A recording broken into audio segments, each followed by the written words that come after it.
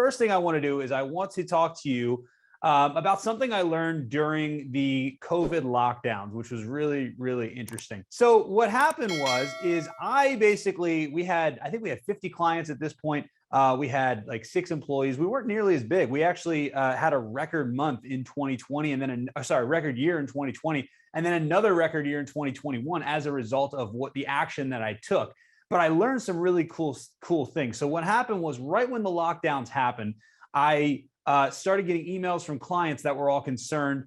Courts were closed, people were stuck inside, so they weren't driving, so people weren't getting into car accidents, so they weren't, nobody's getting cases, right? So the first thing I did is I thought, okay, how can I solve this problem? So what I did is I decided every single day for all of our agency clients, our done for you service clients, plus our coaching clients, I was going to do a webinar at 4 p.m. every single day. That was basically, it wasn't even a webinar. It was basically just, okay, here's something you can do to get clients. And then every day clients came on and I literally just brain dumped every single idea that I could come up with that would allow them to get clients, right? Some of my best ideas I ever came up with came from these periods. And every day we had anywhere from 25 to 100, probably 25 to maybe 75 people on, right? And this was, be multiple partners from firms and things like that.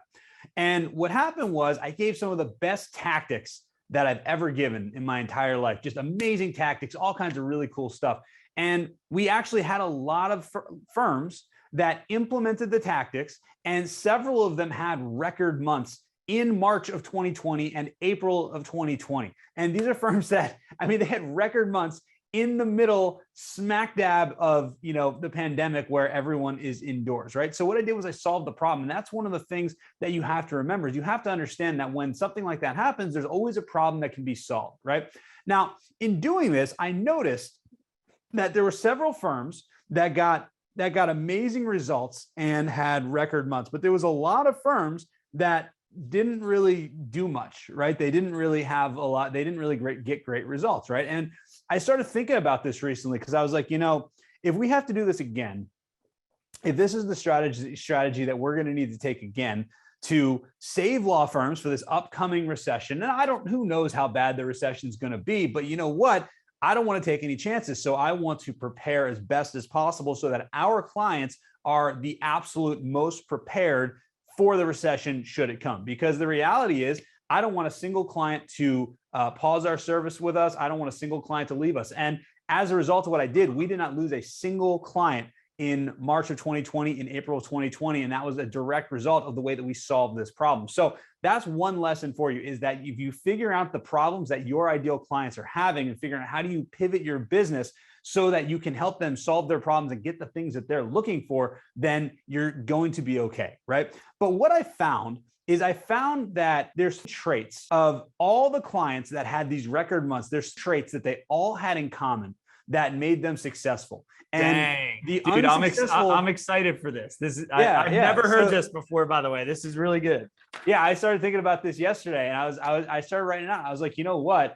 These are the character traits that separated the successful law firms from the unsuccessful law firms. So I want you to tell me, when the next recession hits, do you want to be in the category of successful or unsuccessful? And these are firms that had record months. I'm not talking about good months. I mean the best month in the history of their law firm during the pandemic, right? All right, so I identified character traits, right? The first one was they solved problems, right? That's the first thing they did, was they solved problems. We went over that, right? The second thing is that they took massive action, right? They didn't just sit around. And here's the thing, like Bill said, a lot of times people come to these events and they want tactics and they want tactics and they want tactics, right? And I can give you tactics till I'm blue in the face. And that's exactly what I did during these calls. I didn't do any mindset. I didn't do any of that stuff. I didn't rearrange any of the furniture in their head. All I did is said, okay, here's a strategy you can use today. And then the next day, here's another strategy you can use. And then the next day, here's another strategy you can use. And the next day, here's another strategy you can use. But the ones that were successful, they're the ones that actually took action and did something, right? Something is always better than nothing. That's one of the first things that everyone has to understand. When it comes to taking action, done is better than perfect, right? It doesn't have to be perfect. You just have to take action, right? But if you don't take action, you're not going to get results. So that's the first thing, right? The first thing is they all took action, which is something that a lot of those firms can't say that they did. The second thing that they did is they had a can-do attitude. They had a positive attitude, and they looked at the positivity in it, right? They said, yes, I can see how this will work. And when I implement this, this is going to work. And if it doesn't work exactly the way that I want it to work, then we're going to pivot and we're going to figure out another way to make it work, right? They had a can-do attitude. They had a positive mindset. I'm not going to go too deep into mindset, but if you think you can or you think you can't, you're right. Right? Mindset, everything that you do, everything that you do in your mind, everything that happens in your mind, whether you're positive or negative, it's going to flow through your body and cause a function in your fingers, right? So if you have positive thoughts, then what's going to happen is you're going to take positive actions with your fingers and with your actions. Now, conversely, if you have negative thoughts, if you think this isn't going to work, this is stupid, then what are you going to do? You're going to give a half-ass effort, pardon my language, but you're going to give a half-assed effort. And what's going to happen is you're going to get negative results, right? It all starts with mindset. You have to have a can-do attitude. It's all about your attitude, right? The next thing they did, and this is so crucial, this is that they committed first and they figured it out later, right? I call this jumping out of the plane and building your parachute on the way down. There's so many times that I talk to lawyers and I say, okay, here's something you can do right now, right? Here's something you can do right now. And then what happens? You say, that's great, but let me think about it. Let me plan it. Let me do all this stuff. And then what happens? Even if you plan it and you figure out every single little detail, by the time you get around to it, what happens?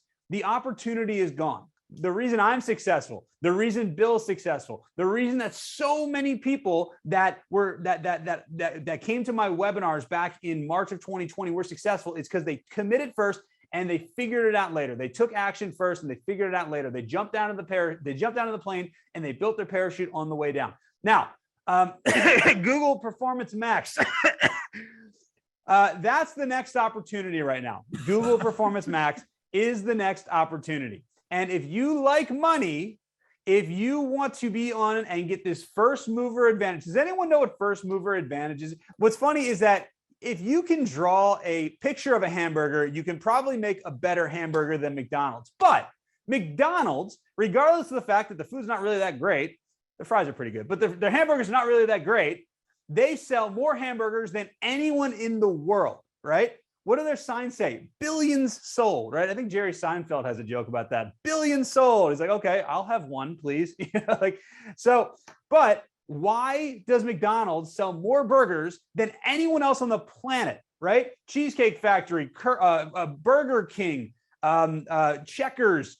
There's so many places that have a better burger than McDonald's, yet McDonald's sells more hamburgers than anyone else. Why? Because they were the first ones to create a system to sell hamburgers, right? They were the first ones to create a system. And as a result, they have first mover advantage, And that is why McDonald's now has a sign up that says billions of hamburgers sold, because they had first mover advantage, right? So you have got to understand, when you have the opportunity to get in at first mover advantage, you have got to act with urgency. You've got to act now. That's why back in like the early 2000s, when websites were a thing and everybody's like, I'll get a website later, and now all the good domain names are taken. You could have gotten Orlando Personal Injury Attorney or whatever city you were if you would have acted back then, but you didn't, right?